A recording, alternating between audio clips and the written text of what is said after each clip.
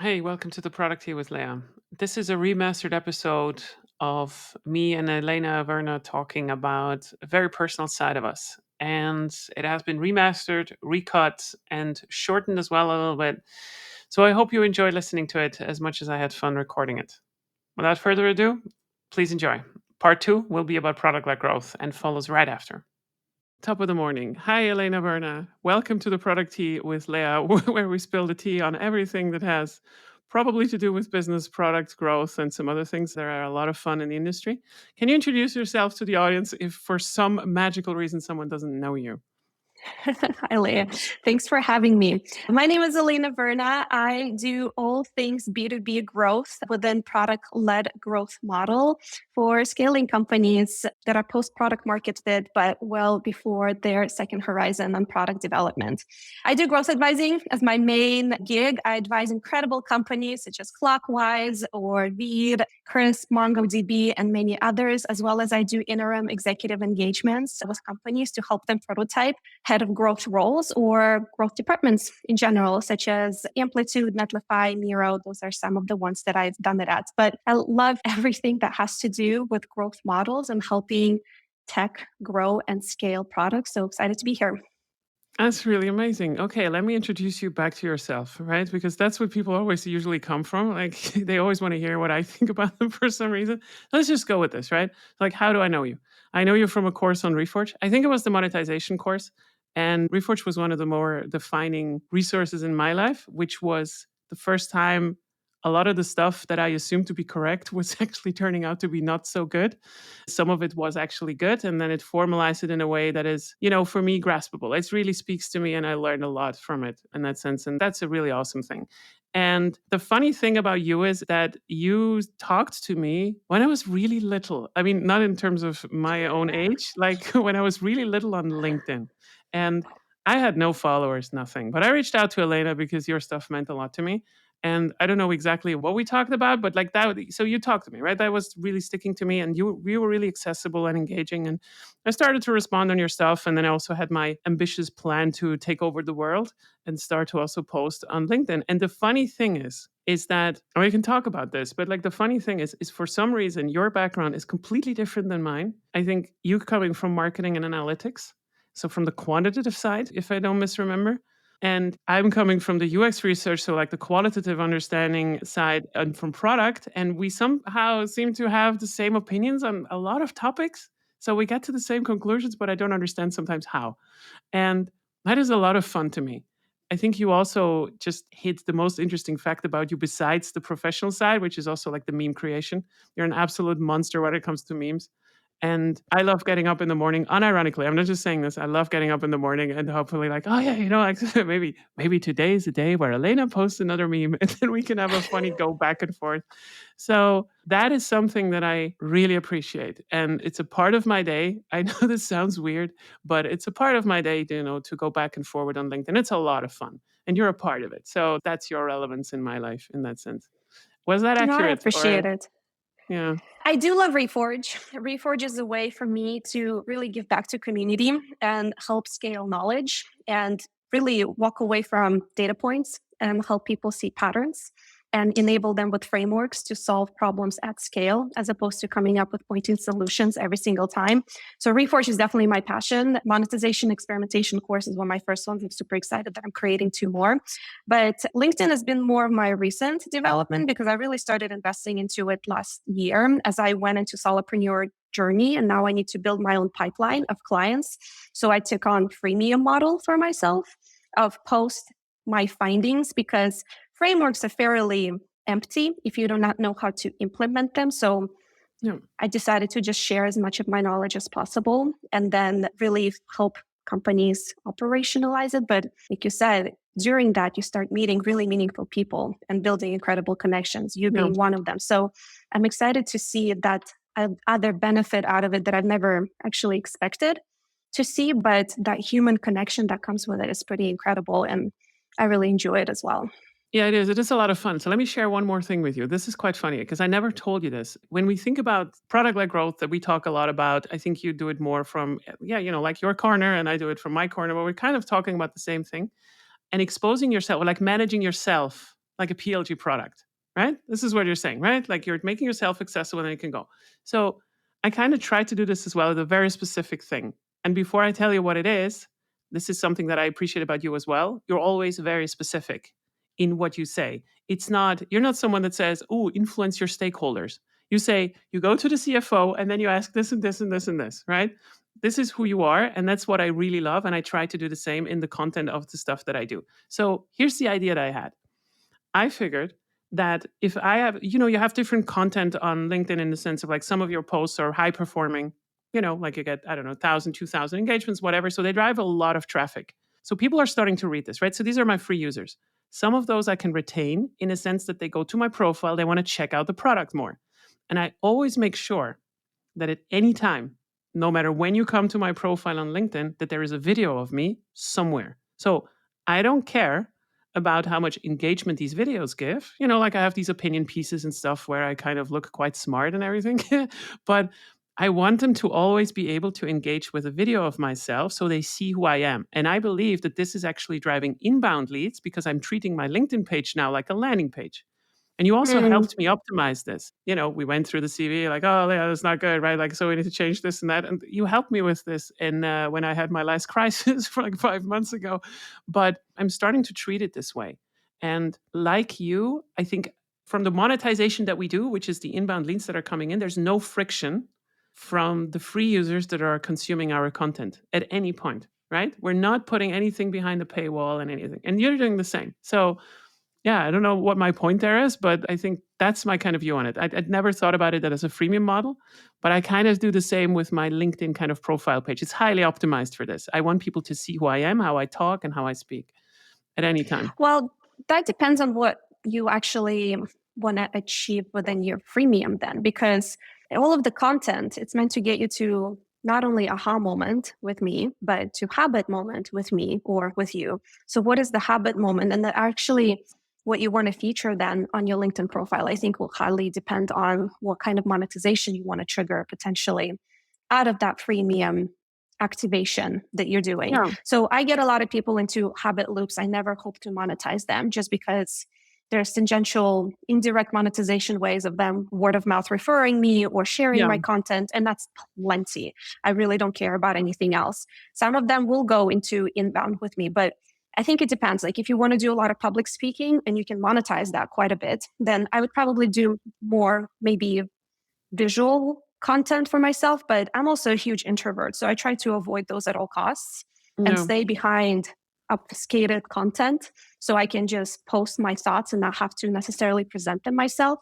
You are far more extroverted, so it would make sense for you to Stop push towards saying that. that way. Yes, you are. So I look for more, I think, introverted type of engagements. And but I hear you. LinkedIn profile is super important. What you put on it, you should read it twice, 3 times, and make sure that it actually represents you, not only just in your bio or like in your headline, but really about how you even present your jobs and stuff. People judge you based on it, Yeah. whether we like it or not. So you have to pay attention to it. Okay. Well, you went into the introvert thing, so I'm going to push back on it. So let's go. So here's the thing, right? Leah has ADHD and I'm very loud and everything. But the one thing that I really enjoy about LinkedIn is that I can talk to people and I can just close the windows that of those that I do not want to engage with. I'm extremely awkward in person with people that just want to talk to me because I'm Leah. And it makes me extremely uncomfortable, like in a sense of like, oh, I love your content and everything. And then they expect me to say something to this. That's my introvert side. I know you don't believe me. I know you don't.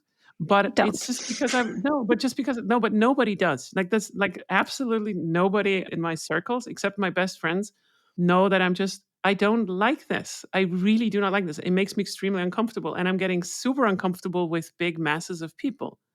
Unless, for some reason, when I stand on the stage and can talk to them, or I'm learning something and it's not really loud around me. Like noise is tripping me over hard. And I also remember that I had a consulting business about 15 years ago. I tried to make something work, but not in the space of product management. It was, like fixing computers and offering web services and web design and all that kind of stuff. And it made me extremely uncomfortable to acquire people, like to do acquisition, to go to people and speak to them and like, I don't know, put an advert out or whatever. But for some reason, the entire LinkedIn thing, that you kind of also showed me that it works for me. I really enjoy it because people approach me. I know already when they approach me, there is some, when someone writes like, "Hey, can you help us? Our product is burning," or something like this. You have these inbound leads. That is like, okay, cool. They trust me so much that they want to spend money on this because of my skills, and that gives me a lot of confidence that I never had in my life. And this is how I see it. So, no matter whether you believe me or not, just because I'm loud does not mean that I'm an extrovert. Absolutely not.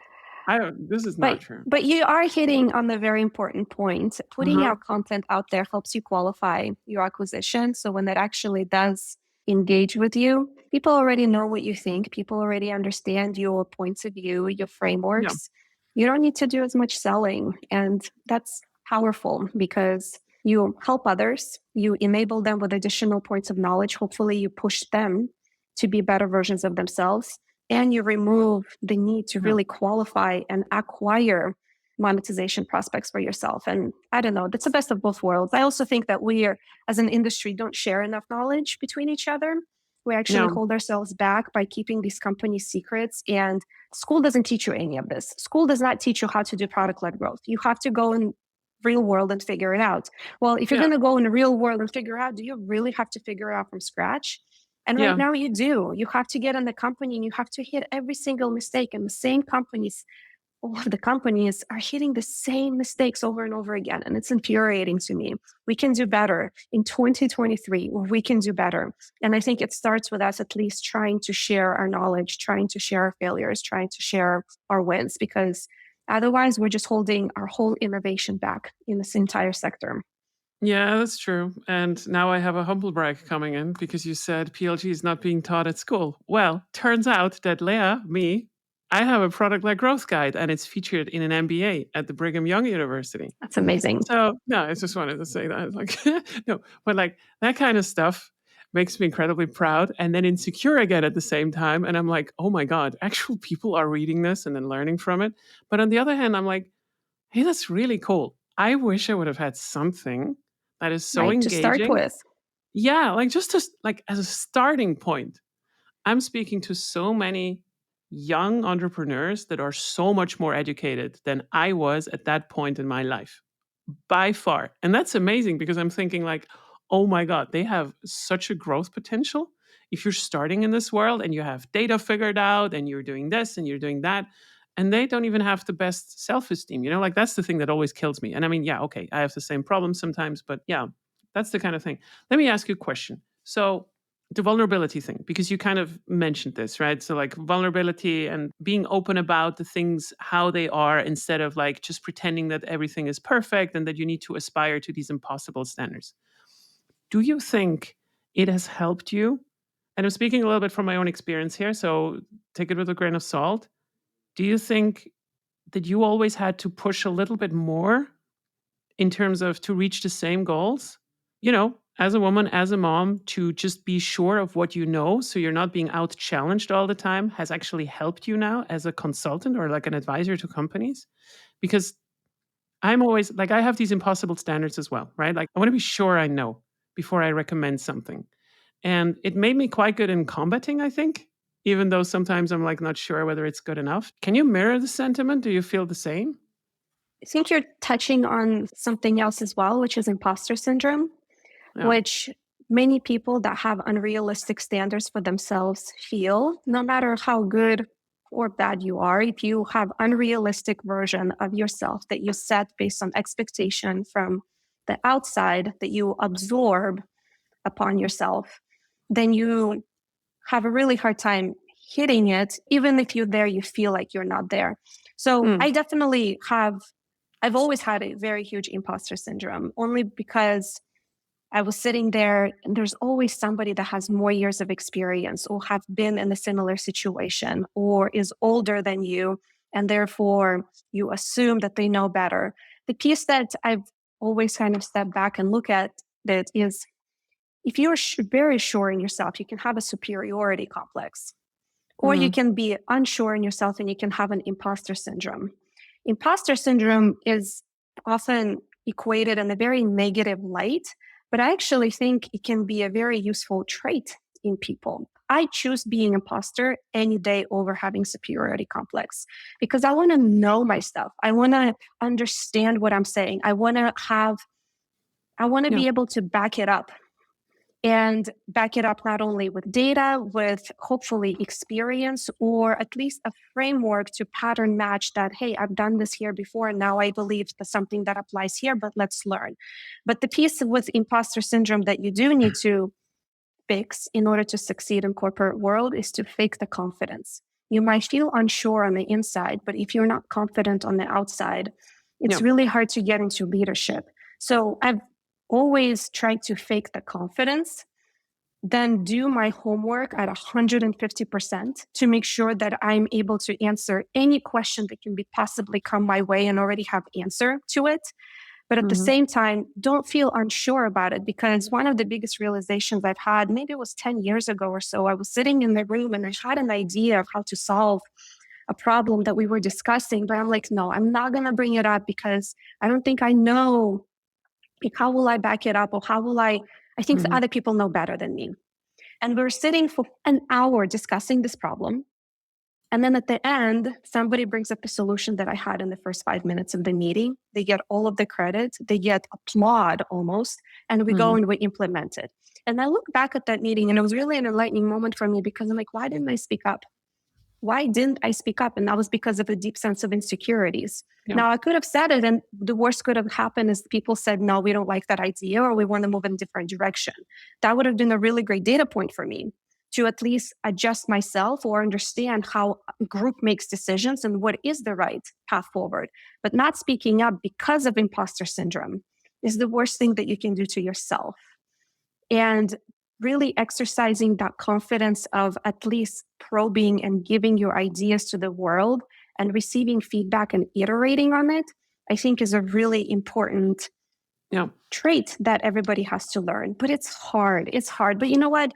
I still feel imposter syndrome to this day, probably every Mhm. single day. There's nothing more nerve wracking than clicking that post button on LinkedIn or going on this podcast with you and trying to pretend that I Oh, know what I'm talking about. But, but to me, this is just tells me I'm learning. I'm pushing myself outside yeah. of the comfort zone. I'm doing something that I know I'm going to gain data points out of. Whether they're going to be positive data points or negative data points actually doesn't matter. If it's negative data points, it's even better because then I know I learned something new. So, from that perspective, that vulnerability, that imposter syndrome, everybody feels it. It doesn't go away. Just lean into it and be the Yeah. best version of yourself. Yeah. This is quite interesting to me because I don't know whether I approached it from a different perspective and I landed again at the same place, but maybe in my journey into this, I also, by the way, I also feel about it every day the same way, right? So, like, not in terms of, I have different triggers than you for sure. I think so. Like, for me, it's always like, I'm deathly afraid of making mistakes that affect other people negatively. I have to Sure. like, I just think That's that, like, terrifying. whether I'm not doing something is a decision, is also a decision, right? Or, like, whether I'm doing it. So Yeah. that's the first thing. And the other thing is that I think for me, I always was curious about the world, right? Like, I could not stand not knowing, right? That's kind of the basis of curiosity. And I think you're a little bit the same, right? Like, you love learning, like, you love getting somewhere and then, okay, now I'm here. Okay, now where can I go next, right? And the thing that always held me back for so long until I was 38, not lying, right? Like 38, like 4 years ago, was I could not get over the fact that deep in myself, I thought that if I am demonstrating some vulnerability, and for me, not knowing was a vulnerability, that other people will change the way that they evaluate me. I was always afraid that people would think less of me in the sense of, oh, she doesn't know, right? And I was insufferable as a result of it. I was so insecure. And the method that I found out of this for myself with the very few friends that I have, whatever that means, but I have very few meaningful connections with people, is that I had to learn through continuous honesty and ass whooping from my friends that despite all the criticism, they always held on to me. And that gave me, for the first time at some point, then the security to say, like, You've seen me in every one of my vulnerabilities, in everything that I am, and every weakness that I have, like the things that I messed up and everything. And you're still holding on to me. And it was very hard for my mind to reject this idea then that, so my hypothesis fell apart. Like if this would have been an experiment, my hypothesis fell apart, right? And I understood, like, hey, not knowing is actually not a weakness. And it took me way too long to realize this. And then at some point, I started to do it really extreme on LinkedIn. And I think the height of this, and then I stopped talking about this, but like there was this one event that where I pushed it to the limit. I stood in front of the entire company and I had an event where I talked very, very specifically about a failure that I had with Miro, like a partnership that I messed up. I was not just saying like, hey, I messed something up. I was standing there and I named names and I described the entire situation and apologized to my team, but not in a bad way, in a sense of like, oh, I'm so sorry. It was just like, look, here's how it was. And this was the decision that I took. And it was so empowering because nothing happened afterwards. Nobody came to me and said something bad. The opposite was the case again, right? And this gave me so much security because I started to realize this vulnerability is actually a strength. And I found kind of strength in this. So I still have the imposter syndrome, but the power of I cannot stand to not know is now stronger, right? So like it pushes through it and it keeps me in check as well a little bit. I don't know, like I guess that's how I kind of approach it. I only want to add one thing to this. When we're kids, we have really heightened growth mindset. We know Yeah. nothing and we learn through failures. We trip, we fall. Okay, I should avoid these types of trip hazards before. We burn our hand. We're like, okay, I should not touch the hot surface anymore. Yeah. We, I don't know, kick somebody and we're like, oh, that had a really bad reaction. I should not do this anymore. And then we go to school and that growth mindset is kicked out of us Yeah. because in the school, you're rewarded for having a fixed mindset. You either know it or you don't. And that's how you evaluate it. And then we take that fixed mindset that our qualities and our behaviors define us, and our success will depend on which qualities we already possess right now. And we Mhm. bring it to the workplace. And then the workplace is exaggerated by the corporate culture where we're supposed to be not vulnerable. We're supposed to be successful. Only winners get rewarded. And we have to Mhm. have this version of ourselves that is always just winning, winning, winning. And it's very sad to me because the best people have growth mindset. They know that they don't know anything right now and they will learn it tomorrow or they will Yeah. learn it in the future. And your success will change based on your ability to learn. So I think I train myself to look at any failure that I have, and I have failures on every single day, to look at it as an area for opportunity and learning. But it doesn't help that even on LinkedIn, it's like an Instagram of your professional career. Everything is seen through the filter of successes, Yeah. and everything is rosy and unicorns and rainbows and butterflies are flying all the way around. And it's hard because it's hard to see that people do fail, people do learn Yeah. because we're kind of showing off in front of each other. And I try to be as human as possible. It's obviously hard. There's internet obfuscates some of it, but I do hope that people realize that they need to get back into that kids zone, that growth Yeah. mindset of I will learn and I will fail, and failure is normal part of learning. And it's something that we should celebrate a hell of a lot more than we do Yeah. now. I'm very grateful that we can do this, right? Like that we can talk about things like this also on my podcast, which is going to be live at some point. And you're also posting about very vulnerable things. I also put myself out there. I have a specific border now that I found for myself, I think, but people love it when you're honest, right? Like this is the thing, like, They honesty. don't. It's kind of becoming part of a brand almost because now I feel like as soon as I would like put on something that is not honest anymore, people would call me out for it. So like it's almost like a different kind of accountability, which I love. But yeah, so the thing that you said about the kids is very true. And I almost got crushed by this, like in my life, in the sense that I always had this idea of I have to be a specific type of person because of expectations of other people. And, I heard always also in school, like, Leah, you need to be like this, you need to be like that, and you need to be more quiet, and you need to do this, right? So, like, in one of the experiences that I actually remember very vividly was I was forced in school as one of the last, how do you say, like years of birth or whatever, birth years, that was forced to write with the other hand. So I'm left handed, Mm. right? And we had these ink pens always in school, and I had to switch. And what happened is that I don't know the physiological connection to it, but what happened is I started stuttering And I started so hard that for someone that talks as much as me, right? Like I have no filter, the things are just coming out. I started to get embarrassed whenever I was talking because I was constantly stuttering. And then things got worse and worse and worse. And you know how kids are, like that's on the other hand, right? Like in school, we learn how to be really cruel to each other sometimes as well because of this entire system, right? It's like, oh, look at this person. She does not belong into the same group and everything. Do So, they conform to the standard that we've erected, that this yes. is the mold that you have to fit? And Yeah. if you do not fill that mold, off you go. Now you're awkward. Now you're not part of the group or whatever other label that you absorb. And it Yeah. sucks. Yeah, it was bad. And I got really, really good in pretending that I belonged to the other group. And that's the thing, right? Like we're all becoming actors of this kind of group. So I'm very, very grateful that I can just be myself. So I can Same. ironically say that LinkedIn is a part of my therapy. It gave me freedom in many, many aspects. And for so far, people seem to like it. So hey, that's even better, you know. To have a voice. Um, And having a voice is important because then you have an outlet to actually use it. yeah, how beautiful it is if it is even your own voice. And I can just Yes. encourage everybody to do this, right? So listen to Elena. That's good. That's good advice. So there you go. And that's it. That's the end of the first part. See you on the second part about product-led growth.